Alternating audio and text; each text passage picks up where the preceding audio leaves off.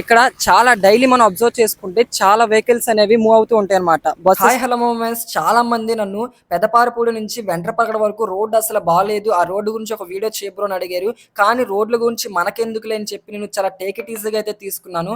కానీ రీసెంట్ గా మనం అబ్జర్వ్ చేసుకుంటే తెలంగాణలో చాలా మేజర్ యాక్సిడెంట్ అయితే జరిగింది బస్సుకు సంబంధించి. సో చాలా ఫ్యామిలీస్ సఫర్ అయ్యాయి అనమాట. దానికి one of the main reason roads బాగోపోవడం వల్ల, గుంతలతో కలిపిన రోడ్స్, అలాగే రోడ్ ఎక్స్టెన్షన్ లేకపోవడం వల్ల. సో అలాంటి రోడ్డే మీరు ఇక్కడ కూడా చూస్తున్నారు. సో అందుకే ఈ వీడియో కంపల్సరీ గుడివాడ ఎమ్మెల్యే అయిన వెనుగండ్ల రాము గారికి రీచ్ అయ్యి తొందరగా ఈ రోడ్డు కంప్లీట్ చేయాలని మనం కోరుకుందాం. సో ఫస్ట్ అసలు విజయవాడ వెళ్ళాలంటే ఒక నరకంగా ఉండేది ఒకప్పుడు.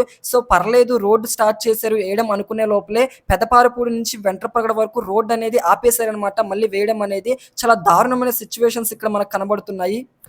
మనం రీసెంట్గా అబ్జర్వ్ చేసుకుంటే తెలంగాణలో చాలా మేజర్ యాక్సిడెంట్ అయితే అయింది. దేనివల్ల అంటే main road one of the reason మనం ఈ రోడ్లు బాగోపోవడం వల్ల.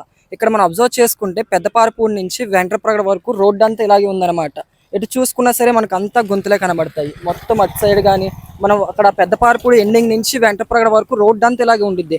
ఇక్కడ చాలా డైలీ మనం అబ్జర్వ్ చేసుకుంటే చాలా వెహికల్స్ అనేవి మూవ్ అవుతూ ఉంటాయి అనమాట. బస్సెస్తో ట్రావెల్ చేస్తూ ఉంటారు.